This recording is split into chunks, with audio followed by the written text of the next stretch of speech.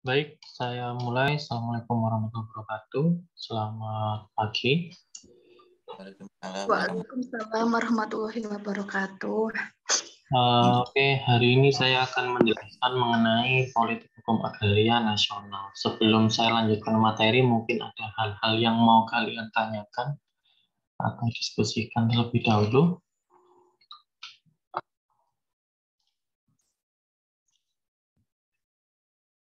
Ada? Tidak ada? Baik, kalau tidak ada, saya sedikit mereview apa yang saya sampaikan di pertemuan sebelumnya, bahwa di dalam hukum agraria kolonial itu ada yang namanya dualisme hukum. Jadi ada pembedaan antara hukum agraria adat maupun hukum agraria barat yang tidak diberlakukan secara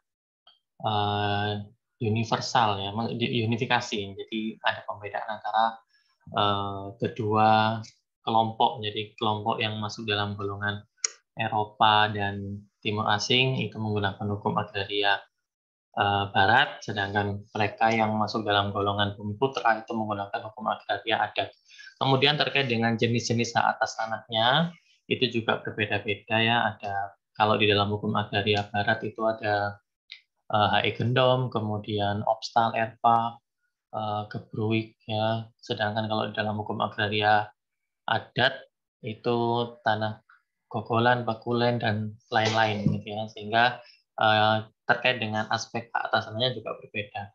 Dari segi penjaminan hak atas tanahnya juga berbeda. Mereka yang tunduk pada hukum agraria barat itu bisa dijaminkan dengan hipotek pada zaman itu.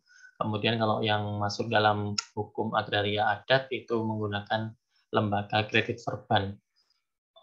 Kemudian aspek terakhir mungkin terkait dengan pendaftaran tanahnya. Kalau di dalam pendaftaran tanah, mereka yang tunduk pada hukum agraria barat dilakukan pendaftaran tanah, sedangkan mereka yang tunduk pada hukum agraria adat itu tidak dilakukan pendaftaran tanah. Sehingga dengan adanya faktor-faktor yang tadi saya sebutkan, pemerintah Republik Indonesia setelah dia merdeka di tahun 45 itu berinisiasi untuk membentuk hukum agraria nasional, yang namanya juga nasional, berlaku dari Sabang sampai Merauke sepanjang itu merupakan kedaulatan dari Republik Indonesia. Tidak ada pembedaan suku, golongan, warga negara asing, warga negara Indonesia, itu tidak ada pembedaan. Jadi semua menganut hukum agraria yang sama, yaitu hukum agraria nasional yang dituangkan dalam Undang-Undang Nomor 5 Tahun 1960. Jadi kalau dilihat dari historisnya, Indonesia kan merdeka tahun 45, tapi selama lebih kurang 15 tahun barulah pemerintah Republik Indonesia itu membentuk hukum agraria yang berlaku secara nasional dan bersifat unifikatif itu baru pada tahun 1960. Jadi lebih kurang ada 15 tahun setelah Indonesia merdeka. Nah, landasan konstitusional untuk pembentukan hukum agraria nasional atau hukum pertanahan nasional ini itu didasarkan pada pasal 33 ayat 3 Undang-Undang Dasar 1945. Lebih kurang yang termuat itu adalah bumi, air, dan kekayaan alam terkandung di dalamnya itu dikuasai oleh negara untuk sebesar-besar kemakmuran rakyat. Lebih kurang seperti itu. Jadi ada 3 objek agraria yang disebutkan di dalam pasal 33 ayat 3, yaitu yang pertama adalah bumi, yang kedua air, yang ketiga adalah kekayaan alam. Namun di dalam ketentuan hukum agraria nasional yang sudah dituangkan dalam Undang-Undang Nomor 5 Tahun 60, itu objek yang 3 ini ditambah 1 lagi. Coba ya, kalian bawa ini nggak? Bawa UPA nggak? Ada yang bisa bantu saya baca pasal 1 ayat 1. Undang-Undang Nomor 5 Tahun 1960. Ada yang sudah menemukan? Sudah, Pak. Ya, boleh Mas Tommy dibacakan. Pasal 1 ayat 1 apa semuanya, Pak? 1 ayat 1 aja. Pasal 1 ayat 1, seluruh wilayah Indonesia adalah kesatuan tanah air dari seluruh rakyat Indonesia yang bersatu sebagai bangsa Indonesia. 1 ayat 3 berarti. 1 ayat 3 coba. pasal 1 ayat 3, hubungan antara bangsa Indonesia dan bumi, air, serta ruang angkasa termasuk dalam ayat 2 pasal ini adalah hubungan yang bersifat abadi. Ya, di situ berarti ada berapa objek yang disebutkan di pasal 1? 3. Oh, 3. Kurang 1 dong. Kalau di undang-undang dasar kan bumi, air, dan kekayaan alam. Ya. Sedangkan kalau di dalam ketentuan Undang-Undang 5 tahun 60 ada tambahan satu lagi apa? Ruang angkasa. Ruang angkasa ya. Jadi ada satu objek kajian agraria yaitu ruang angkasa. Di dalam literatur ini lebih mudah kalau kalian menyebutnya sebagai baraka gitu ya. Jadi B-nya itu adalah bumi, A-nya itu air, RA-nya itu adalah ruang angkasa, dan KA-nya itu adalah kekayaan alam yang terkandung di dalamnya. Semua untuk sebesar-besar kemakmuran rakyat. Jadi tidak ada kepentingan dari kolonial lagi. Jadi hanya untuk bangsa Indonesia saja. Tidak dibedakan mana itu golongan ini atau suku ini, enggak ada perbedaan. Jadi semua berlaku untuk seluruh wilayah Republik Indonesia sepanjang masuk dalam kedaulatan Republik Indonesia. Kenapa saya dari tadi ngomong kedaulatan gitu ya? Kalau kalian lihat di tahun yang Timur itu melepaskan diri dari Republik Indonesia, itu kan dulunya Timur menggunakan hukum agraria nasional. Nah, pada saat Timur ini melepaskan diri dari negara kesatuan Republik Indonesia, sehingga dia memilih untuk membentuk negara sendiri yang bernama Timor Leste sekarang, itu sudah putus hubungannya, sehingga tidak ada hubungan atau ikatan antara sumber daya agraria dengan wilayah tersebut, karena bukan masuk dalam kedaulatan Republik Indonesia. Bahkan kalau misal kalian dulu mungkin pernah dengar kasusnya sengketa Indonesia sama Malaysia terkait Pulau Sipat dan Ligitan, pernah tahu nggak? Itu tahun berapa ya? Pulaunya masuk di wilayah Republik Indonesia, yang Malaysia bilangnya itu masuk dalam wilayahnya Malaysia, Pulau Sipat dan Ligitan. Pernah tahu nggak? Atau baru dengar ini kan? Nah, kalau misalnya dia sudah lepas dari kedaulatan Republik Indonesia, ya nggak bisa berlaku lagi ketentuan hukum agraria nasional, karena batasannya adalah sepanjang dia masuk dalam kedaulatan Republik Indonesia.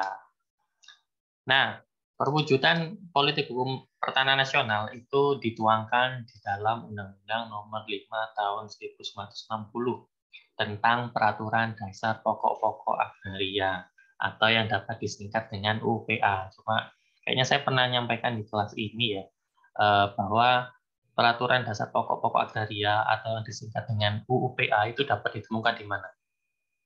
Bisa disingkat jadi UPA ini loh. Di mana? Kan kalau dilihat dari nomenklaturnya kan bukan Undang-Undang Pokok Agraria, tapi Peraturan Dasar Pokok-pokok Agraria. Di mana ditemukan penyingkatan Undang-Undang 560 menjadi Undang-Undang Pokok Agraria? Di mana? Diktum kelima UPA, Pak. Ya, di bagian diktum kelima ya. Coba lihat ada tulisannya itu di bagian belakang. Kelima, undang-undang ini selanjutnya dapat disebut sebagai Undang-Undang Pokok Agraria. Kemudian dimuat di dalam Lembaran Negara Republik Indonesia tahun 1960 nomor 104 dan juga tambahan Lembaran Negara Republik Indonesia nomor 2043. Nah, sebenarnya tadi sudah saya sampaikan juga bahwa ketentuan Undang-Undang 5 tahun 60 ini merupakan pelaksanaan dari pasal 33 ayat 3 Undang-Undang Dasar 1945. Berlakunya kapan? Berlakunya yaitu pada tanggal 24 September 1960. Jadi hati-hati nanti kalau kalian di semester depan biasanya ya berkaitan dengan keberlakuan Undang-Undang Nomor 5 tahun 60 khususnya pada tanggal 24 September. Kalau semisal itu belum tanggal 24 ya kalian analisisnya jangan pakai Undang-Undang 560. Pakai ketentuan yang lama. Tapi kalau setelah 24 September, maka gunakanlah ketentuan yang baru, yaitu di dalam Undang-Undang Nomor 5 Tahun 1960. Sifat nasional ini dari segi formal maksudnya apa sih? Sifat nasional dari segi formal. Jadi Undang-Undang 5 tahun 60 itu dibuat oleh legal drafter, dibuat di Indonesia, disusun dalam bahasa Indonesia, berlaku di seluruh wilayah Republik Indonesia. Jadi meliputi seluruh tanah yang ada di wilayah Republik Indonesia. Sedangkan dari segi materialnya itu tujuan, kemudian prinsip-prinsip, isi, itu disesuaikan dengan kepentingan nasional sebagaimana yang disebutkan di dalam pasal 33 ayat 3 Konstitusi Indonesia. Nah, sifat nasional dari segi material ini bisa kalian lihat di dalam konsideran Undang-Undang Nomor 5 Tahun 60 setelah perkataan berpendapat. Nah, itu kalian baca itu nanti ya. Itu isinya apa aja, itu adalah sifat nasional dari Undang-Undang Nomor 5 Tahun 1960. Nah, dengan adanya Undang-Undang Nomor 5 Tahun 60 itu tidak memperlakukan lagi hukum agraria kolonial. Jadi kalau kalian lihat, dengan adanya undang-undang ini, maka ketentuan yang termuat di dalam Agraris Wet, masih ingat ya yang saya sampaikan Agraris Wet? Agraris Wet itu Statute 1870, kemudian ketentuan domain verklaring yang dimuat dalam Agraris Besluit itu juga tidak berlaku, termasuk ketentuan buku 2 BW. Karena hukum agraria kolonial ini dituangkan dalam buku 2 BW yang berkaitan dengan Baraka itu dinyatakan tidak berlaku. Tapi perlu diingat di sini pada saat Undang-Undang 560 ini diberlakukan, buku 2 BW kan dihapus. Dalam artian tidak menggunakan ketentuan buku 2 BW kecuali pengaturan mengenai hipotek. Karena hipotek ini di tahun 60 itu masih diberlakukan khususnya untuk tanah. Jadi semenjak tahun 60 itu hipotek untuk tanah masih diberlakukan dari tahun 60 sampai 1996. Gongnya ini pada saat diterbitkannya Undang-Undang Hak Tanggungan Nomor 4 Tahun 96. Barulah seluruh ketentuan buku 2 BW yang mengatur mengenai Baraka itu dinyatakan tidak berlaku. Tapi sejak tahun 60 sampai 1996 kalau orang mau menjaminkan tanah, lembaga jaminannya masih pakai hipotek. Bahkan kalau kalian main di apa itu namanya monopoli, main monopoli nggak? Oh nggak Pak, saya mainnya Get Rich misalnya. Sombongin kalau main Get Rich. Monopoli itu kalau misalnya kalian punya bidang tanah itu kan mau menjaminkan keuangan terusnya hipotek. Ya karena zaman dulu kalau orang mau menjaminkan tanah pakai hipotek, tapi setelah tahun 96 itu orang mau menjaminkan tanah bukan pakai hipotek lagi, tapi menggunakan lembaga jaminan hak tanggungan atau dikenal dengan HT gitu ya. Itu HT ini merupakan kewenangan kalian nanti kalau kalian menjadi PPAT. Sampai sini ada yang mau ditanyakan mungkin?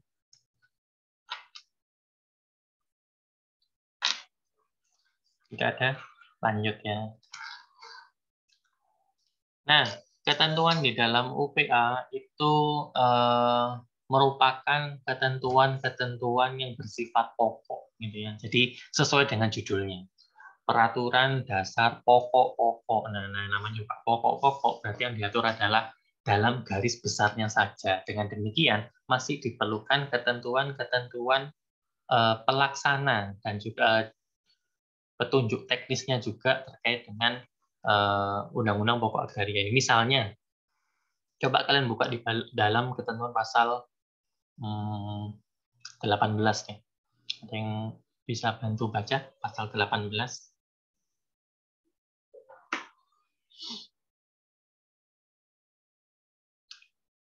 18 UPA, ada yang mau baca? Tidak. Ya, Mbak. Oh ya, pasal 18 untuk kepentingan umum termasuk kepentingan bangsa dan negara serta kepentingan bersama dari rakyat, hak-hak atas tanah dapat dicabut dengan memberi ganti kerugian yang layak dan menurut cara yang diatur dengan undang-undang. Nah, ketentuan-ketentuan mengenai pencabutan tanah karena pengadaan tanah untuk kepentingan umum itu diatur di dalam ketentuan lain. Di dalam UPA tidak diatur. Jadi hanya di dalam satu pasal itu saja. Di mana diatur? Bisa kalian lihat terkait dengan pencabutan tanah misalnya. Bisa kalian lihat di dalam Undang-Undang Nomor 20 Tahun 1961. 61 sampai sekarang masih berlaku nggak Pak? Masih. Jadi undang-undangnya itu sampai sekarang belum dicabut. Termasuk UPA ini belum pernah dilakukan perubahan sama sekali. Jadi UPA ini bisa dibilang ketentuan lama yang eksistensinya sampai sekarang belum pernah dilakukan revisi. Mungkin kalian pernah ikut tentang webinar atau seminar terkait dengan upaya untuk melakukan perubahan terkait dengan hukum agraria nasional. Cuma sampai sekarang masih belum ada gagasan terkait dengan perubahan Undang-Undang Pokok Agraria. Yang ada adalah membentuk peraturan pelaksana dari ketentuan Undang-Undang Nomor 5 Tahun 1960. Kemudian masih di pasal 18 terkait dengan kepentingan umum. Apa yang dimaksud dengan kepentingan umum itu bisa kalian lihat di dalam Undang-Undang Nomor 2 Tahun 2012 tentang itu pengadaan tanah untuk kepentingan umum, ya, karena hanya kepentingan umum saja yang bisa diutamakan. Kalau kepentingan pribadi ya nggak bisa, gitu ya. Dan kategori kepentingan umum sendiri itu di dalam Undang-Undang Nomor 2 tahun 2012 itu ada huruf A sampai huruf R kalau nggak salah. Nah, kemudian di dalam Undang-Undang Cipta Kerja itu ditambahkan lagi, ada tambahan kategori kepentingan umum itu tidak hanya A sampai R saja, tapi ada tambahan 3 atau 4 gitu. Coba kalian nanti cari sendiri gitu ya, biar nggak dari saya saja gitu ya. Kemudian misalnya ketentuan pasal 19. Pasal 19 yang membaca mungkin UPA. Saya lagi ya, Pak ya. Ya, boleh. Pasal 11 ayat 1 apa 2, Pak? Pasal 19 ayat 1 aja. Oh, 19. Iya, 19. 19. Pasal 19, untuk menjamin kepastian hukum oleh pemerintah diadakan pendaftaran tanah di seluruh wilayah Republik Indonesia menurut ketentuan-ketentuan yang diatur dengan peraturan pemerintah. Nah, itu juga sudah jelas ya di dalam undang-undangnya bahwa harus ada peraturan pemerintah yang mengatur mengenai pendaftaran tanah. Di mana diatur? Untuk saat ini pendaftaran tanah itu diatur di dalam PP nomor 24 tahun 97, sampai sekarang masih berlaku, dan juga terkait dengan pendaftaran tanah bisa kalian lengkapi dengan PP nomor 18 tahun 2021. Itu mengatur tidak hanya pendaftaran tanah tapi juga satuan rumah susun dan hak atas tanah tertentu gitu ya dalam PP 18 tahun 2021. Jadi ketentuan UPA itu hanya bicara mengenai pokok-pokoknya saja. Harus ada peraturan tambahannya untuk melengkapi apa yang ada dalam pokok-pokoknya saja. Sehingga mungkin kalau kalian mungkin dapat nanti entah dari Prof. Sri Hayati atau dari Dr. Agus Soekarmaji atau dari Dr. Sri Winarsi, mungkin pembahasan mengenai perubahan Undang-Undang 560 ini rasanya tidak perlu, karena yang diatur di situ hanya pokok-pokoknya saja. Kalaupun ada perubahan atau pelaksana, kan tidak boleh bertentangan dengan undang-undang pokoknya ini tadi. Semisal gini, saya kasih contoh yang bertentangan aja ya. Nanti coba kalian analisis ini, tapi topik untuk di semester depan sih, tapi nggak apa-apa, saya kasih contoh aja, kan ini hanya melengkapi aja. Di dalam ketentuan PP nomor 18 tahun 2021 itu disebutkan bahwa hak guna usaha, ya, hak guna usaha itu dapat berdiri di atas tanah negara, di samping tanah negara juga bisa di atas tanah hak pengelolaan. Nah, padahal ketentuan umumnya atau ketentuan pokoknya di dalam Undang-Undang 560, hak guna usaha itu hanya dapat berdiri di atas tanah negara saja. Untuk APL nggak bisa. Nah, ini kan berarti ada pertentangan di sini. Nah, kalau ada pertentangan antara peraturan yang bersifat, karena ini undang-undang dan PP, berarti kan bersifat vertikal. Ya nggak sih? Ya nggak sih? Vertikal itu gini kan ya. Kayak apa ini namanya? Ultraman ya. Vertikal. Kalau ada pertentangan atau konflik norma yang bersifat vertikal, maka kalian harus menyelesaikan dengan asas preferensi hukum. Kalau itu bersifat vertikal, maka asas preferensi hukum apa yang kalian gunakan? Sudah lupa, Pak, asas preferensi hukum, Pak. Aduh, itu S1 itu kalau Sampai S2 pun, S3 juga masih kalian gunakan itu seharusnya asas preferensi hukum. Asas preferensi hukum ini ada berapa, Wis? Kalau kalian asas preferensi hukum aja nggak paham, nanti kena kasus tambah pusing nanti. Ada berapa?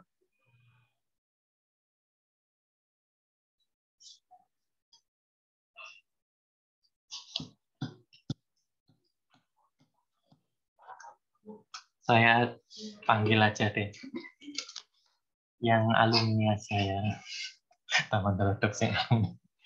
Mbak Salsabila, Mbak Salsabila kan fresh graduate ini dari UNEL, ya kan. Asas preferensi hukum itu pasti digunakan kan dari semester 2 itu mesti ngomong preferensi hukum. Mbak Salsabila kan lulus 7 semester ya kalau nggak salah. Enggak, Pak. Oh, Saya 8. ya. 8 semester nggak apa-apa kan masih tepat waktu. Kalau 7 semester kan nggak normal. Dia lulusnya kecepatan gitu ya. Kalau 4 tahun kan sudah pas gitu ya. Nah, asas preferensi hukum yang Mbak Salsabila tahu itu ada berapa? 4. Ya, disebutkan boleh. Lex superior, derogat legi Ya, langsung aja general, lex superior, terus superior lex spesialis, apa itu pakai bahasa Indonesia boleh, Pak? oh, boleh. Yang lebih tinggi, yang terbaru, yang lebih tinggi, terbaru, yang Tadi sebenarnya bahasa ininya sudah disebutkan. Yang kamu mau sebutkan nomor 3 itu tadi sudah disebutkan. Oke deh, nggak apa-apa. Yang lain mungkin mau melengkapi jawaban dari Mbak Salsabila. Mas Tommy coba, Mas Tommy. Dari kota ibu kota. Mas Tommy. Asas Mungkin preferensi hukum ya. Cuma satu, Pak. Posterior. Kenapa Mas Tommy? Menambahkan dari jawabannya Salsabila. Nah, tadi kan dia menyebutkan ada 2 dan kelupaan 1 kemungkinannya, Pak. Yaitu namanya itu posterior, Pak. Lex posterior. Kan ada superior. Kok posterior? Posterior. Yang pertama kan lex superior. Iya. Itu lex spesialis. Di situ lex posterior kayaknya, Pak. Posterior. Yang lama sama yang baru itu posterior. Nah ya, ada 3, bukan 4 Mbak Salsabila. 4 kan beli 3 ganti 1. Nah, dari mana 1? Nah, kalau kasusnya seperti tadi, misalnya ada pertentangan antara Undang-Undang 560 dengan PP 18 tahun 2021. Itu kan sifatnya bersifat vertikal, bukan horizontal, ya kan? Kalau itu pertentangan bersifat vertikal, maka hanya dapat diselesaikan dengan menggunakan asas preferensi hukum yang mana? Yang mana? Superior, Pak. Lex apa? Lex superior. Lex superior ya, karena hubungannya bersifat vertikal. Tapi kalau pertentangan itu sifatnya horizontal, ya horizontal kan sederajat berarti ya. Itu harus kalian lihat cirinya dari undang-undang, cirinya dari peraturan tersebut, bisa undang-undang dengan undang-undang, dengan PP dengan PP, perpres dengan perpres misalnya. Yang kalian lihat adalah 1, pengaturan mengenai umum khusus. Kalau itu ada pertentangan umum sama khusus, maka kalian gunakan lex spesialis. Yang lebih spesial itu atau yang lebih khusus itu yang didahulukan. Kalau itu peraturan itu yang kedua ya, yang kedua itu adalah lama dan baru, maka yang kalian gunakan adalah yang terbaru untuk didahulukan. Ya, kalau itu sifatnya apa ini namanya horizontal. Tapi kalau vertikal ya cuma satu, superior yang lebih tinggi diutamakan daripada yang lebih rendah. Nanti itu pasti kalian gunakan di dalam entah kalian nulis jurnal atau nulis tesis, itu pasti saya jamin kalian akan membicarakan satu di antara 3 ketentuan itu. Satu dari 3 prinsip tersebut atau asas tersebut. Kalau nggak dianalisis, ya namanya bukan tesis, kan kalian clipping jadinya. Clipping gitu ya. Udah kadung di clipping, kena Turnitin, nah pusing nanti. Harus dianalisis dan harus diparafrase untuk memudahkan atau dalam tanda kutip ya, mengelabui sistem itu dengan paraphrase. Jadi membahasakan tulisannya orang, dibahasakan dengan bahasa kalian, tapi tetap sumbernya dicantumkan, jangan dihilangkan. Itu kan idenya kan dari si penulis utamanya, tapi sumbernya tetap dimasukkan. Insya Allah kalian nggak kena Turnitin. Kalaupun kena, ya nggak melebihi 30%, kan kalau S2 kan nggak lebih dari 30%. Dan banyak yang berhasil dengan metode ini, ya, dengan mengubah kalimat aktif menjadi pasif atau mengubah tata bahasanya, tapi maknanya tidak bergeser. Kalau undang-undang bagaimana Pak? Atau peraturan perundang-undangan boleh nggak Pak diparafris? Jangan ya. Kalau peraturan perundang-undangan pindahan aja nggak apa-apa. Karena di sistemnya itu peraturan perundang-undangan nggak kena Turnitin. Jadi diloloskan, ya, ibaratnya diloloskan. Nah peraturan perundang-undangan kalian nggak boleh mengubah isinya. Kalau diubah takutnya timbul tentang multitafsir atau salah persepsi terkait dengan apa yang tertuang dalam peraturan tersebut. Itu ya. Itu masih dasar-dasar. Ini semester 1 ya, nggak apa-apa. Kemudian tujuan UPA, ini kalian kalau baca tujuan UPA ini kalau kalian lihat di dalam ketentuan pasal 1 sampai pasal 58 ya, itu nggak nemu. Di mana ditemukan? Coba kalian lihat di dalam penjelasan umum. Undang-Undang Nomor 5 Tahun 60. Sebenarnya tujuan ini merupakan kebalikan dari karakteristik politik hukum agraria kolonial. Yang pertama ya, meletakkan dasar-dasar bagi penyusunan hukum agraria nasional yang merupakan alat untuk membawa kemakmuran, kebahagiaan, keadilan bagi negara dan rakyat. Kalau kalian ingat di perkuliahan saya minggu lalu, karakteristik dari politik hukum agraria kolonial itu kan untuk kepentingannya siapa? Untuk kepentingannya golongan bumi putra nggak? Bukan, untuk kepentingannya pemerintah kolonial. Yang kedua, meletakkan dasar-dasar untuk mengadakan kesatuan dan kesederhanaan dalam hukum pertanahan. Kalau dibandingkan dengan karakteristik politik hukum agraria kolonial, sifatnya dari politik hukum agraria kolonial adalah sifat dualisme, membedakan hukum agraria adat, hukum agraria barat.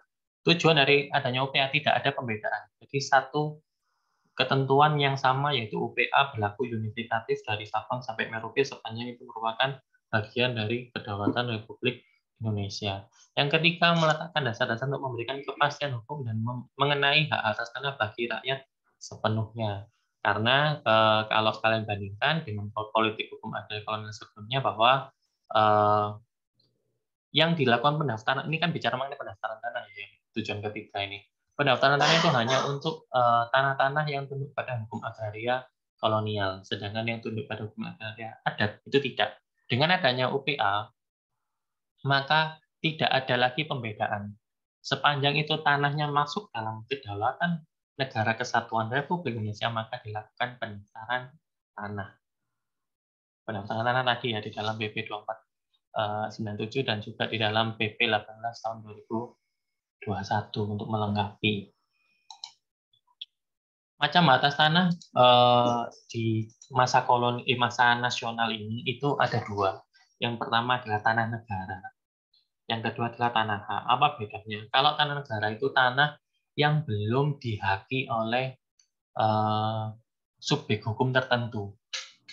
Jadi tanah negara ini bukan dalam artian tanah dimiliki negara loh ya. Tanahnya ini dikuasai. Coba lihat di dalam ketentuan pasal 2 Undang-Undang 5 tahun 60. Tanah itu dikuasai, bukan dimiliki oleh negara. Beda arti antara pemilikan sama penguasaan. Tapi untuk membahas mengenai ini saya tidak menyampaikan di sini karena ada topik sendiri di minggu depan dan disampaikan oleh Dr. Agus Karmaji ya. Nanti kalian ketemu dengan Pak Dr. Agus Karmaji untuk membahas mengenai hak menguasai negara tanah. Saya hanya menyinggung sedikit saja bahwa di sini negara bukanlah sebagai pemilik tanah, tapi negara adalah penguasa tanah. Seperti yang dituangkan di dalam pasal 33 ayat 3. Seluruh sumber daya agraria itu dikuasai oleh negara untuk kepentingan bangsa Indonesia. Ini ya. Dan yang kedua adalah tanah hak. Tanah hak berarti tanah yang sudah dipunyai oleh subjek hukum tertentu, misalnya hak milik, hak guna usaha, hak guna bangunan, hak pakai, hak sewa, itu merupakan tanah hak. Kalau dia statusnya nggak masuk dalam kategori ini, berarti dia masuk dalam kategori tanah negara, ya. Kemudian hierarki penguasaan atas tanah ini saya kayaknya juga sudah pernah menyinggung di pertemuan pertama ya, bahwa di Budi Harsono itu membagi hierarki, namanya hierarki itu tingkatan. Yang paling tinggi itu lebih unggul dibandingkan dengan yang paling rendah. Yang pertama adalah hak bangsa Indonesia atas tanah. Ini diatur di dalam Ketentuan Pasal 1. Jadi seluruh bangsa Indonesia sepanjang itu adalah warga negara Indonesia itu memiliki hubungan penuh atau di situ menyebutnya bersifat religius magis terhadap sumber daya agraria. Sepanjang bangsanya ada dan tanahnya itu ada, maka hubungannya bersifat abadi. Ini diatur di dalam Ketentuan Pasal 1 UPA. Kemudian hierarki yang kedua adalah hak menguasai negara atas tanah. Ini prinsip yang tadi saya sebutkan bahwa negara ini berposisi sebagai penguasa tanah, bukan sebagai pemilik tanah. Ini diatur di dalam pasal 2. Ada 3 kewenangan yang dimiliki oleh negara, yaitu di pasal 2 ayat 2. Tapi pasal 2 ayat 2 ini ada putusan Mahkamah Konstitusi yang menambahkan tidak hanya 3 kewenangan negara itu, tapi ada 5. Coba nanti, tapi ini minggu depan ya. Untuk yang prinsip kedua ini saya tidak menjelaskan di sini. Nutut waktunya. Yang ketiga adalah hak wilayah masyarakat hukum adat. Ini diatur di pasal 3 karena pembentukan hukum agraria nasional itu didasarkan pada hukum adat sebenarnya, sehingga menempatkan hak wilayah masyarakat hukum adat itu sebagai hierarki yang ketiga. Apa itu hak wilayah? Hak wilayah itu adalah kewenangan yang dimiliki oleh masyarakat hukum adat. Jadi kalau kalian bicara apakah hak wilayah itu adalah tanah wilayah, sama enggak? Jawabannya beda. Hak wilayah itu adalah kewenangan, tanah wilayah itu merupakan objek dari hak wilayah, ya. Yang ditransaksikan sama masyarakat hukum adat adalah tanah wilayahnya, bukan hak wilayahnya, karena hak wilayah ini merupakan kewenangan yang dimiliki oleh masyarakat hukum adat. Dan yang keempat itu adalah hak perseorangan atas tanah. Ini diatur di dalam pasal 4. Jadi gampang ya mengingatnya. Pasal 1, pasal 2, pasal 3, pasal 4. Ini pendapat dari Budi Harsono. Saya lanjutkan. Karakteristiknya ini sebenarnya sama ya seperti yang saya sampaikan di sebelumnya untuk perbandingan, tapi nggak apa-apa lah saya jelaskan. Yang pertama didasarkan pada hukum adat tentang tanah. Di mana buktinya? Coba kalian lihat di dalam ketentuan pasal 5. Ada yang mau baca nggak? Pasal 5 UU PA. Saya, Pak. Ya, boleh.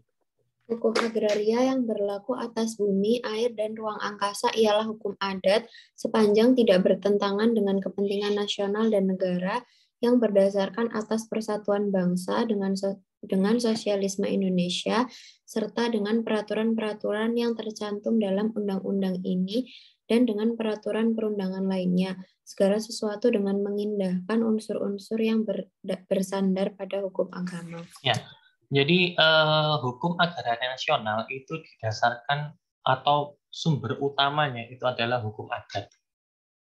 Tapi tetap di sini hukum agraria barat juga digunakan. Kenapa kok hukum agraria adat yang digunakan? Pertanyaan misalnya nih ujian, kenapa kok hukum agraria adat bukan hukum agraria barat? Karena kalau kalian lihat di dalam segitiga terkait dengan penggolongan penduduk pada pasal 131163 IS, itu kan kalau mau dikerucutkan kan yang paling atas adalah golongan Eropa. Nomor 2 adalah golongan Timur Asing, Nomor 3 adalah golongan bumi putra. Kalau kerucutnya semakin ke bawah kan berarti menunjukkan jumlahnya itu semakin banyak. Ya. Nah, sebagian besar penduduk Republik Indonesia setelah merdeka itu kan penduduk yang masuk dalam kategori golongan bumi putra, sehingga yang dijadikan dasar pembentukan utama hukum agraria nasional adalah hukum adat. Karena kenapa alasannya? Karena dia sudah terbiasa menggunakan hukum tersebut, sehingga kalau semisal dia sudah biasa diberikan ketentuan yang lain nanti kaget, ya kan? Sehingga yang dijadikan dasar pembentukan utama adalah hukum agraria adat, tapi tetap hukum agraria barat juga digunakan. Contohnya apa? Terkait dengan lembaga pendaftaran tanah. Lembaga pendaftaran tanah itu diadopsi oleh UU-PA sebagaimana dituangkan di dalam ketentuan pasal 19. Di dalam hukum agraria adat nggak ada pendaftaran tanah, sehingga unsur baik dari hukum agraria barat itu dituangkan di dalam UU-PA. Pendaftaran tanah, kemudian lembaga jaminan hak atas tanah, itu juga diadopsi oleh UU-PA. Termasuk ketentuan mengenai hak guna usaha, hak guna bangunan, ya, hak guna usaha itu kan dulu namanya HRPA, hak guna bangunan OPSTAL, itu juga diadopsi oleh pembentuk UU-PA. Loh kok bisa Pak? Iya, karena di dalam hukum adat nggak ada istilah hak guna usaha, hak guna bangunan itu nggak ada. Yang ada cuma ada dua, hak milik atau hak pakai, opsinya cuma dua. Hak guna usaha, hak guna bangunan nggak ada, sehingga mengadopsi ketentuan hukum agraria barat di sini. Kemudian yang kedua bersifat sederhana. Kalau bicara sederhana berarti kan lawannya tidak sederhana, gitu ya. Kenapa kok tidak sederhana? Kalau kan perhatikan di dalam ketentuan buku 2BW itu kan beratus-ratus pasal gitu, yang mengatur mengenai hukum agraria. Masih ditambah agraris wet, agraris pesuit juga masih dilekatkan di dalam ketentuan tersebut. Nah, dengan adanya UPA ini hanya diatur di dalam 58 pasal. Coba dilihat deh, jumlah pasalnya berapa? 58 dan juga ada 7 ketentuan konversi. Jadi nggak lebih dari 65 ya, berarti 65 pasal di sini. Maka disebut sederhana. Yang ketiga, menjamin kepastian hukum karena seluruh hak atas tanah itu dijamin sebagaimana disebutkan di pasal 19 UPA. Yang keempat, tidak mengabaikan unsur-unsur yang bersandar pada hukum agama. Coba lihat di dalam ketentuan pasal 1, pasal 5 UPA. Yang kelima, memfungsikan bumi, air, dan kekayaan alam terkandung di dalamnya untuk sebesar-besar kemakmuran rakyat. Tadi sudah dibaca oleh teman kalian, Mas Tommy, di pasal 1 ayat 1, pasal 1 ayat 3.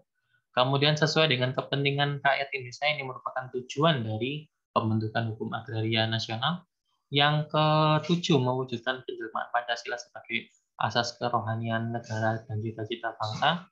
Yang kedelapan, merupakan pelaksanaan Dekret Presiden. Dan yang terakhir, dalam pelaksanaan ketentuan pasal 33, khususnya pasal 33 ayat 3 Konstitusi Indonesia. Ya, ini merupakan karakteristik dari hukum tanah nasional. Nah, ini ada yang sedikit berbeda terkait dengan asas hubungan antara orang dengan tanah. Ada dua jenis asas hubungan hukum antara orang dengan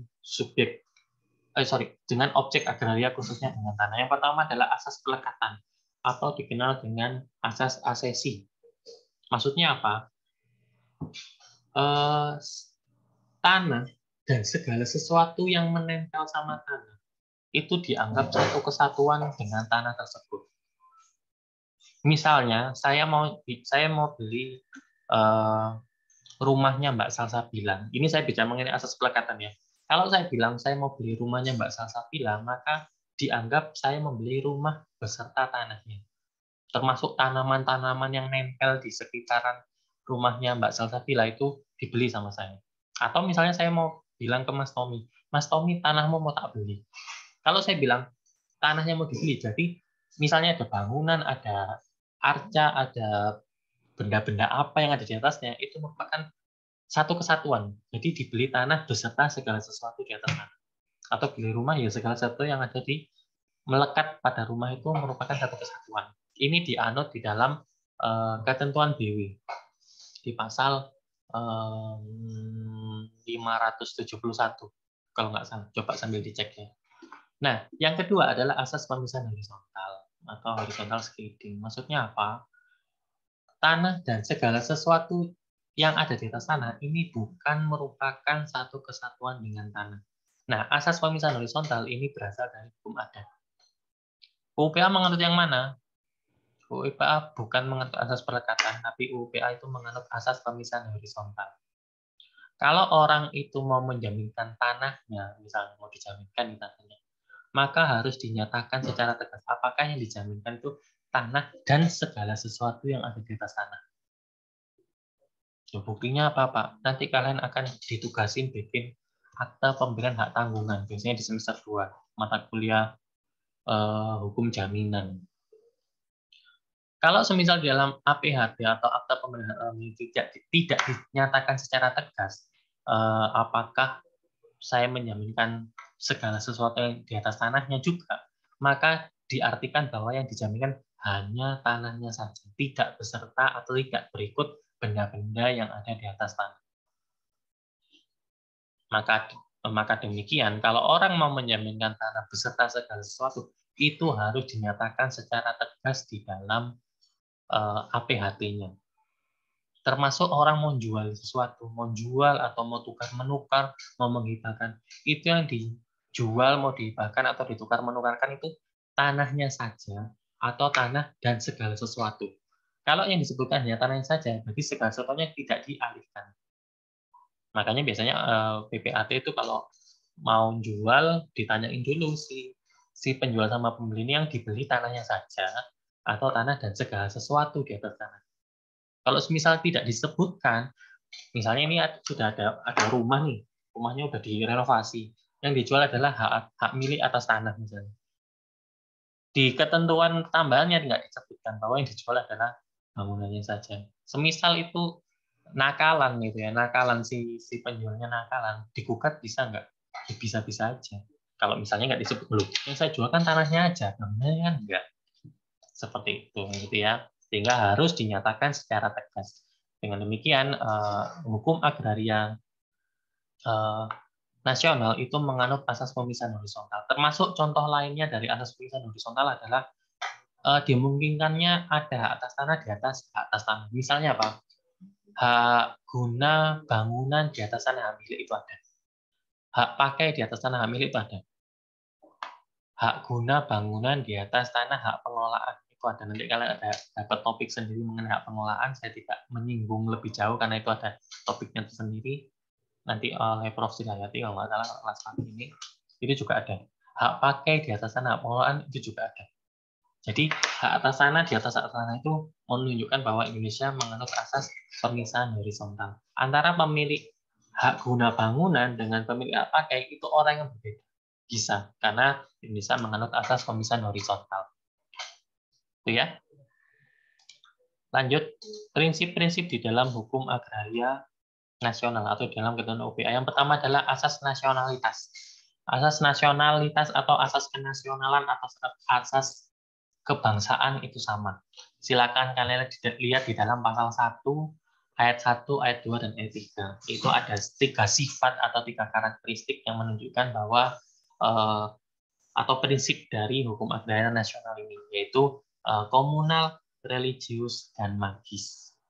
Komunal, religius, magis, dan abadi. Religius, magis ini jadi satu ya. Komunal, religius, magis, dan abadi. Gitu ya. Maksudnya apa?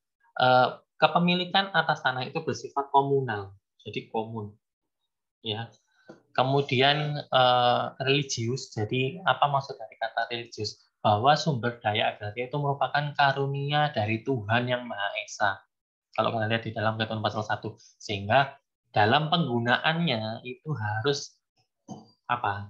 Sustainable ya. Jadi berkelanjutan. Jangan hari ini ada, hari ini habis, enggak. Tapi harus memperhatikan keberlangsungan untuk anak dan cucu kita ke depan, anak dan cucu kita.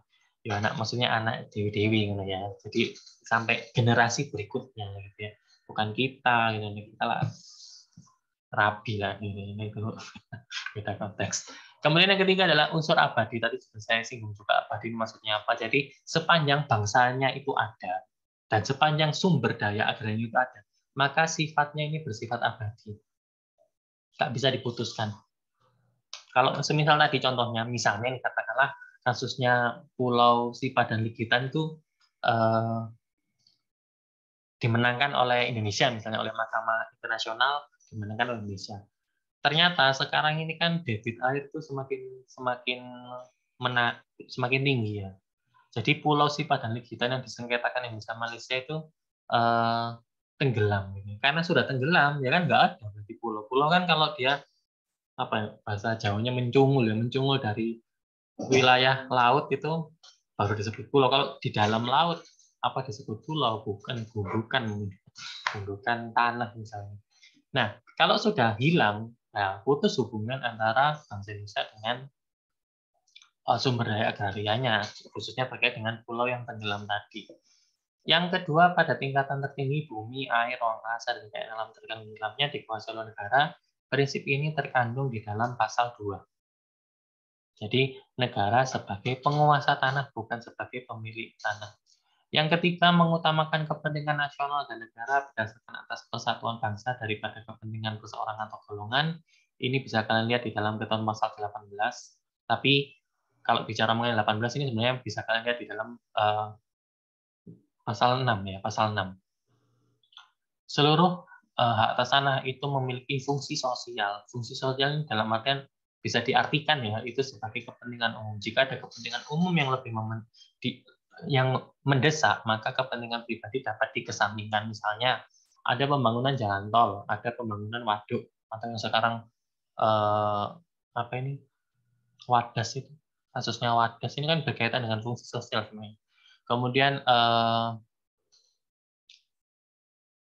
pasar tradisional misalnya. Kemudian apa lagi kepentingan umum ini contohnya?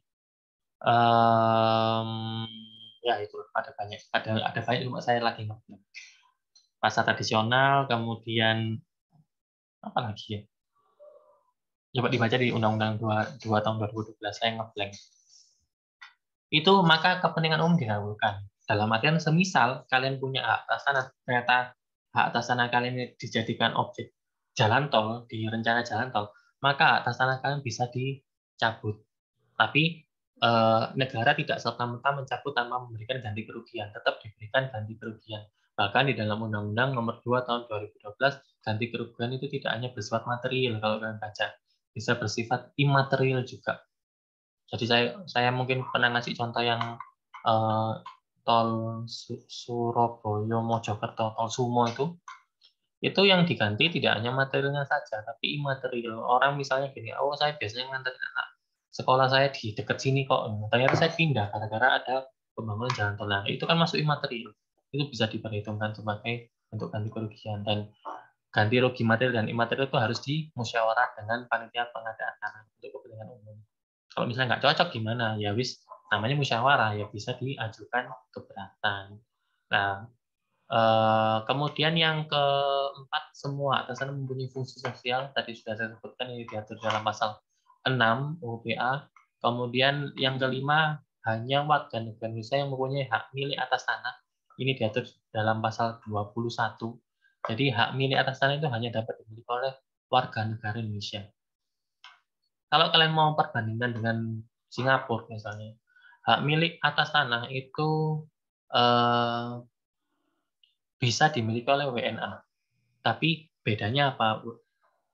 Di Malaysia, di Singapura itu hak milik itu ada jangka waktunya, yaitu 99 tahun. Tapi hak milik di Indonesia itu tidak dibatasi jangka waktu tertentu. Sehingga ini yang membedakan. Kalau di Malaysia, di Singapura, WNA boleh beli hak milik. Tapi kalau di Indonesia, WNA nggak bisa. WNA itu tidak dapat diberikan hak milik atas tanah, tapi dia dapat dimungkinkan diberikan jenis hak atas tanah yang lain. Misalnya apa? Hak pakai, hak milik atas satuan rumah susun, hak sewa, itu dia boleh. Tapi untuk hak milik dia nggak bisa. Dan tidak semua WNA boleh. Ada syaratnya juga, gitu ya. Kemudian persamaan bagi setiap warga negara Indonesia, di sini maksudnya ada gender equality, ya, tidak membedakan laki-laki dan perempuan. Jadi laki-laki dan perempuan itu boleh memiliki hak atas tanah. Itu diatur di dalam pasal 9. Kalau mau dibandingkan sama dulu kan, yang boleh punya tanah itu hanya orang laki-laki saja. Karena laki-laki dianggap lebih dominan, lebih cakap dibandingkan dengan perempuan. Tapi setelah Indonesia Merdeka kan tidak ada pembedaan laki-laki dan perempuan, haknya sama, sehingga laki-laki dan perempuan itu boleh memiliki hak atas tanah di Indonesia. Juga diatur dalam pasal 9. Kemudian yang ketujuh ada tanah pertanian harus dikerjakan atau diusahakan secara aktif oleh pemiliknya dan mencegah cara-cara yang bersifat pemerasan. Ini diatur di dalam pasal 7, pasal 10, dan pasal 17. Jadi orang diberikan atas tanah itu harus diusahakan. Kalian punya uang bermiliar-miliar beli tanah, boleh. Sepanjang tanahnya itu diusahakan. Kalau misalnya beli tanah ternyata tidak diusahakan, maka tanah kalian itu dapat dikategorikan sebagai tanah terlantar. Kalau tanah terlantar, itu tanahnya dapat menyebabkan tanahnya jatuh kepada negara. Itu diatur di dalam dulu diatur di dalam PP nomor 11 tahun 2010, tapi di tahun 2021 ini ada perubahan nih. Tahun kemarin cuma saya nomornya peraturannya sendiri saya belum baca jujur. Tapi di tahun 2021 ada perubahan. Coba nanti kalian cari tahu terkait dengan penelantaran tanah ini diatur di dalam PP nomor berapa. Karena sebelumnya diatur di dalam PP 11 tahun 2010.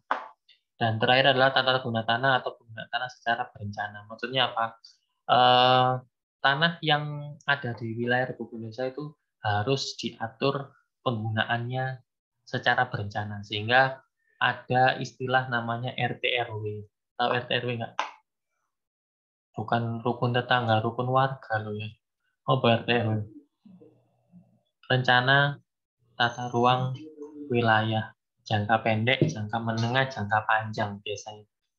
Setiap pemerintah daerah itu biasanya punya RT/RW. Jadi dilihat di wilayahnya ada jangka pendek, jangka menengah, jangka panjang. Maksudnya apa ya? Kembali ke asas nasional tadi. Bahwa tanah yang ada ini digunakan untuk generasi berikutnya. Jangan sampai habis pada saat sekarang. Termasuk juga pengaturan. Oh, wilayah ini itu adalah wilayah pertokoan, wilayah ini adalah wilayah perumahan. Misalnya kalian ini mungkin ada yang orang Surabaya tahu Jalan Kertajaya. Kertajaya itu di dekatnya kampus BUNER itu. Wilayah Kertajaya itu sebenarnya adalah untuk wilayah hunian. Tapi pada prakteknya itu dijadikan showroom mobil, ada orang jual elektronik, jual karpet ya, karpet sak macamnya, sarah karpet, farah karpet, kemana. Jadi dari ujung sampai ujung yuk ada wong dodol karpet ono 5, B5 pon dodol karpet ya di Jalan Kertajaya. Sebenarnya nggak boleh karena rencana tata ruang wilayahnya itu untuk kawasan hunian, bukan untuk wilayah pertokoan. Kalau semisal pemerintah daerah ngasih tanda silang, tanda silang kan pernah lihat ya, tanda silang merah di tempel-tempel ya, boleh-boleh aja karena tidak sesuai dengan peruntukannya. Untuk rumah tinggal kok dibikin toko misalnya. Padahal di daerah itu kalau mau di analisisnya itu daerah tersebut itu masih suratnya itu surat hijau, bukan sertifikat. Surat hijau itu apa lagi Pak? Ya nanti aja deh di materi hak pengelolaan surat hijau itu satu topik sendiri, panjang ceritanya gitu ya. Atau yang di Surabaya dikenal dengan istilah izin pemakaian tanah gitu ya. Izin pemakaian tanah itu dikenal dengan istilah surat hijau. Kenapa surat hijau? Karena covernya warna hijau. Terus ada yang warna lain Pak, ada surat kuning, surat merah, surat putih sesuai dengan jangka waktu dan peruntukannya sebenarnya. Kemudian substansinya bicara mengenai wewenang negara atas tanah itu diatur di pasal 2 junto pasal 4 ya. Kemudian pengakuan tadi juga sudah saya singgung di pasal 3. Kemudian hukum agraria yang didasarkan pada hukum adat itu di pasal 5, tadi teman kalian sudah membaca juga. Fungsi sosial atas tanah di pasal 6. Land reform tadi juga di prinsip sebelumnya ada ya di pasal 7, 10, dan 17. Penata gunaan tanah ini bicara mengenai RT/RW tadi ya, jadi harus sesuai dengan prinsip-prinsip penata gunaan tanah di pasal 14. Hak atas tanah itu pasal 16, Oh ya, saya sedikit saja terkait dengan hak atas tanah ya. Bahwa macam hak atas tanah yang diatur dalam UPA itu ada 3. Yang pertama adalah hak atas tanah yang bersifat tetap, yang kedua adalah hak atas tanah yang bersifat sementara, dan yang ketiga adalah hak atas tanah yang akan ditetapkan oleh undang-undang. Maksudnya apa? Yang bersifat tetap, sepanjang undang-undang itu tidak dilakukan perubahan, maka itu sifatnya selamanya. Ya, apa saja jenis dari hak atas tanah yang bersifat tetap ini? Ada hak milik, lihat di pasal 16 ya. Ada hak milik, hak guna usaha, hak guna bangunan, hak pakai, hak sewa, hak membuka tanah, dan hak memungut hasil. Cuma untuk hak membuka tanah sama hak memungut hasil ini, kalau kalian cari sertifikatnya itu nggak ada. Karena hak membuka tanah dan memungut hasil itu merupakan kewenangan dari orang yang diberikan hak atas tanah di dalam hukum adat. Membuka tanah dan memungut hasilnya kan seharusnya. Kalau cari sertifikat, ada nggak Pak sertifikatnya? Nggak ada. Jadi membuka tanah dan memungut hasil bukan merupakan objek pendaftaran tanah. Yang kedua adalah macam yang bersifat sementara. Kenapa kok ada embel-embel sementara? Karena dia memiliki sifat pemerasan atau unsur pemerasan yang tidak sesuai dengan jiwa dari Undang-Undang Nomor 5 Tahun 60. Dalam waktu dekat oleh pemerintah itu akan dilakukan penghapusan ya terkait dengan hak bersifat sementara. Namanya juga sementara, kayak tato sementara kan lama-lama hilang sendiri gitu ya. Nah, tapi prakteknya dari tahun 60 sampai sekarang ini untuk upaya untuk melakukan penghapusan hak atas tanah bersifat sementara ini sulit gitu ya, sehingga pemerintah itu melakukan pengurangan unsur pemerasan. Jadi unsur pemerasannya dikurangi. Untuk dihapuskan sulit karena sudah mendarah daging di masyarakat gitu ya. Apa jenis-jenis dari hak atas tanah bersifat sementara itu? Bisa kalian lihat di dalam pasal 53. Gadai tanah pertanian, yang kedua sewa tanah pertanian, yang ketiga perjanjian bagi hasil, dan yang keempat adalah hak menumpang. Ada 4 jenis hak atas tanah bersifat sementara. Dan yang macam ketiga adalah hak atas tanah yang akan ditetapkan oleh undang-undang. Jadi pembentuk undang-undang pada tahun 60 itu sudah memprediksi mungkin suatu saat nanti akan ada jenis hak atas tanah yang baru di luar apa yang disebutkan di pasal 16. Tapi syaratnya itu harus dituangkan dalam bentuk undang-undang. Kalau bukan dituangkan dalam undang-undang, maka tidak dapat disebut sebagai jenis hak atas tanah yang baru. Ya, jadi syaratnya harus undang-undang karena di pasal 16 disebutkan ditetapkan oleh undang-undang, bukan peraturan pemerintah. Kalau yang tadi teman kalian baca pasal 19 untuk menjamin kepastian hukum dan perlindungan hukum bla bla bla ditetapkan peraturan pemerintah. Jadi kan syaratnya harus ada pemerintah. Ada nggak PP-nya? Ada di PP nomor 24 tahun 97. Tapi di hak atas tanah bersifat hak atas tanah yang akan ditetapkan oleh undang-undang di pasal 16 syaratnya harus dengan undang-undang. Kalau bukan undang-undang berarti bisa kalian simpulkan bahwa itu bukan merupakan jenis hak atas tanah yang baru. Nah, kemudian pertanyaan berikutnya adalah di masyarakat itu ada mengenal istilah hak pengelolaan atau HPL. Pernah dengar nggak? Hak pengelolaan. Nah, hak pengelolaan di dalam UUPA itu nggak diatur, nggak ada penyebutan sama sekali mengenai hak pengelolaan. Tapi hak pengelolaan ini muncul karena Peraturan Menteri Agraria Nomor 9 Tahun 1965. Nah, Peraturan Menteri Agraria sama undang-undang, kalau dilihat dari hierarkinya, sama nggak atau sederajat nggak? Beda. Oh, undang-undang sih ada PP, ada peraturan di bawahnya, baru permen di bawahnya. Nah, dengan demikian, kalau secara ini ya, kalian baca di dalam ketentuan pasal 16, kalau hak pengelolaan, jenis hak atas tanah yang baru bukan? Ya bukan, karena bukan dituangkan dalam bentuk undang-undang. Logika berpikirnya gitu ya, untuk memudahkan. Tapi bicara mengenai hak pengelolaan nanti akan ada topik sendiri mengenai hak pengelolaan. Biasanya sama dosennya dikasih tugas analisis kalian terkait dengan hak pengelolaan. Kemudian yang ke-8 pencabutan hak atas tanah itu di pasal 18 tadi sudah disinggung ya di dalam Undang-Undang Nomor 20 Tahun 1961. Pendaftaran di pasal 19 ini juga ada PP-nya yaitu di PP Nomor 24 Tahun 97 Dan terakhir adalah hak tanggungan atas tanah. Nah, lembaga jaminan hak atas tanah itu kan tadi saya sebutkan hipotek ya. Pada saat Undang-Undang Nomor 5 tahun 60 ini diundangkan. Hipotek untuk tanah itu berlaku dari tahun 60 sampai 96. Di tahun 96, dengan terbitnya Undang-Undang Nomor 4 tahun 96, itu ketentuan buku 2 BW yang mengatakan bumi, air, ruang angkasa, dan kekayaan alam terkandung di dalamnya, termasuk lembaga jaminannya hipotek, itu dinyatakan tidak berlaku. Setelah tahun 96, orang mau menjaminkan tanah bukan menggunakan hipotek lagi, tapi menggunakan lembaga jaminan hak tanggungan. Pertanyaannya adalah, hipoteknya sekarang berlaku nggak? Masih berlaku nggak? Tidak. Berlaku. Hipoteknya, lembaga jaminannya masih berlaku, tapi objek jaminannya bukan hak atas tanah. Objeknya adalah kapal ini dengan bobot minimal 20 meter kubik atau setara dengan 7 tonnase. Ini ya, nanti ada di semester 2 kalian dapat hukum jaminan, nanti akan dijelaskan. Tapi lembaga jaminan sendiri itu masih berlaku, diatur di dalam pasal 1162 BW. Tapi untuk tanah itu tidak lagi menggunakan hipotek, tapi menggunakan hak tanggungan, gitu ya. Nah, sampai di sini ada yang mau ditanyakan? Materinya sudah selesai dari sini.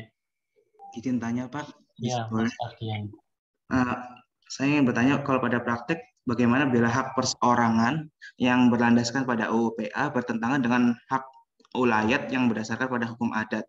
Secara de jure, misalnya hak perorangan, atau dalam hal ini perusahaan, pemilik yang sah dari suatu lahan tanah, sedangkan secara de facto tanah tersebut dikuasai oleh masyarakat adat secara beberapa generasi sebelum berlakunya UU PA tersebut. Okay. Sebagai contoh itu kasusnya Samin sama Semen Gresik, Pak. Ya, apa itu preferensi biasanya, itu? Ya.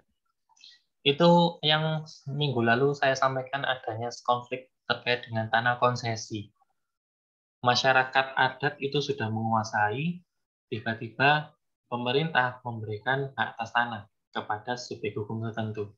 Nah, masalahnya adalah yang sering terjadi, pemerintah tidak melihat apakah tanah tersebut itu tanah adat atau tanah negara.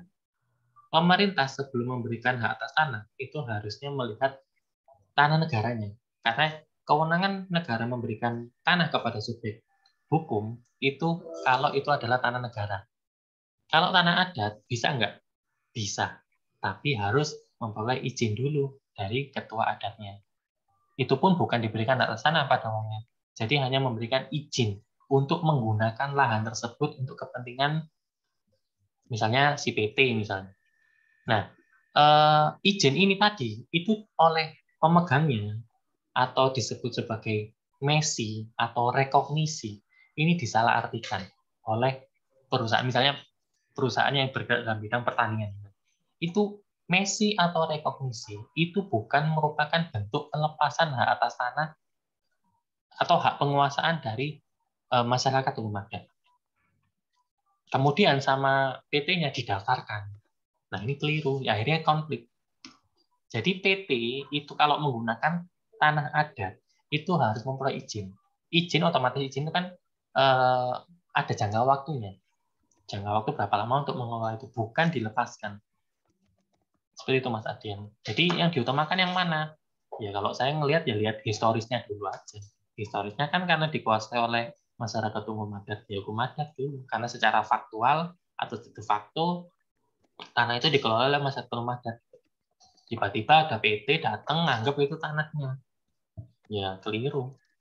Jadi di sini pemerintah kurang menerapkan asas-asas umum pemerintahan yang baik sebelum menerbitkan misalnya SKPH misalnya. Itu Mas Ardian.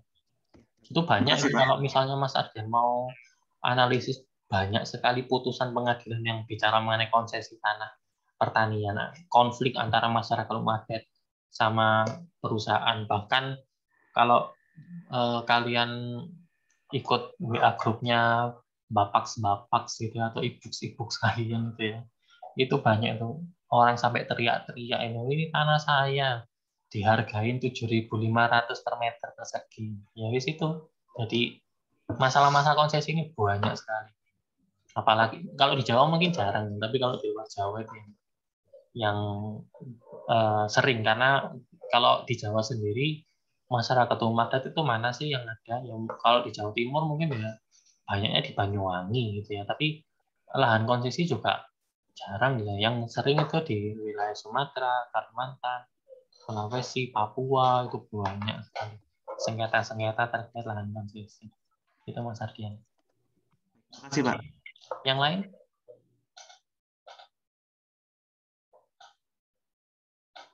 Mas Tommy mungkin?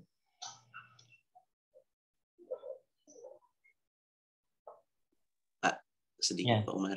Iya. Ini tentang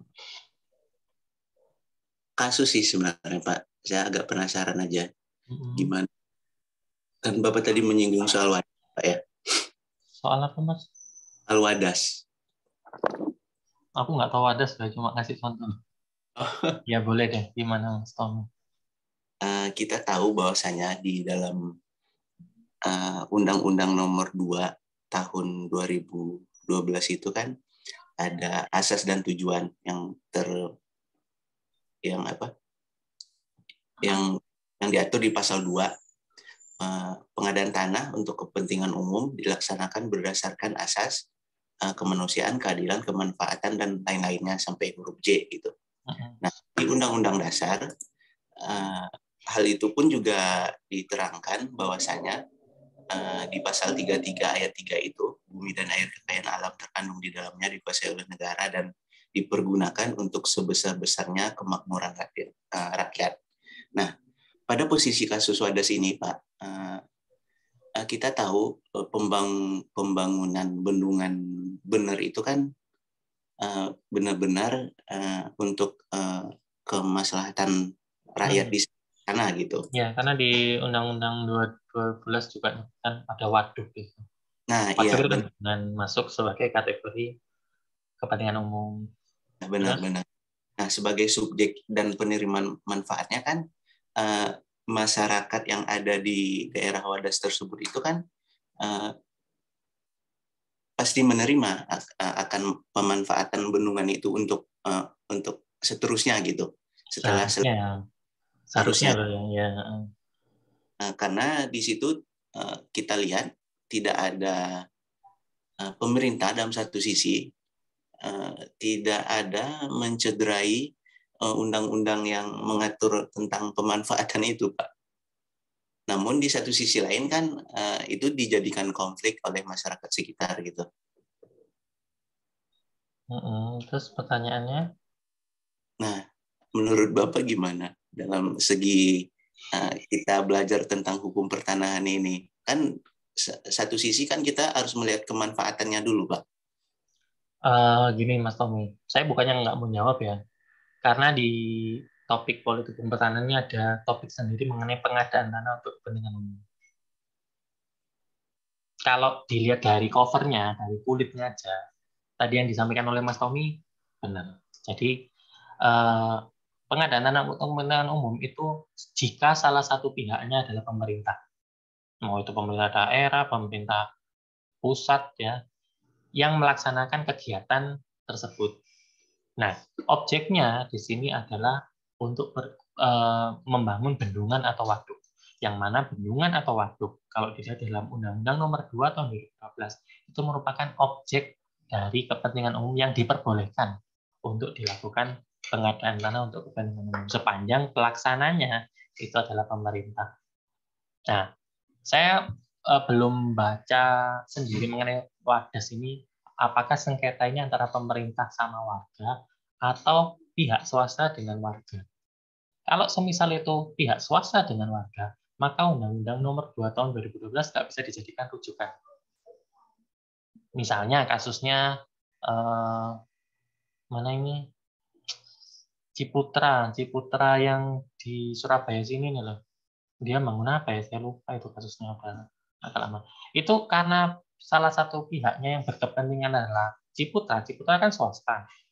Maka Undang-Undang 2 Tahun 2012-nya nggak bisa dijadikan rujukan. Tapi kalau semisal pihak yang berkepentingan adalah pemerintah, maka baru baru Mas Tommy boleh menggunakan ketentuan Undang-Undang Nomor 2 Tahun 2012. Jadi saran saya mending pertanyaan disimpan dulu, nanti di pembahasan mengenai pengadaan tanah diutarakan aja. Insya Allah nanti ketemu sama saya lagi. Kalau sekarang nanti nggak ngutip jawabannya. Itu Mas Tommy. Baik, Oke? Baik Pak, makasih. Oke. Yang lain? Ada lagi? Tidak ada? Kalau tidak ada, insya Allah kita ketemu di pertemuan selanjutnya. Tapi sepertinya oleh dosen lain nanti di lab gitu ya. Jadi mungkin ketemu di topik yang lain gitu ya. Semoga apa yang saya sampaikan bisa memberi manfaat buat kalian. Terima kasih atas kehadirannya. Saya akhiri. Assalamualaikum warahmatullahi wabarakatuh. Waalaikumsalam. Waalaikumsalam. Assalamualaikum. Terima kasih Pak. Ya, sama-sama.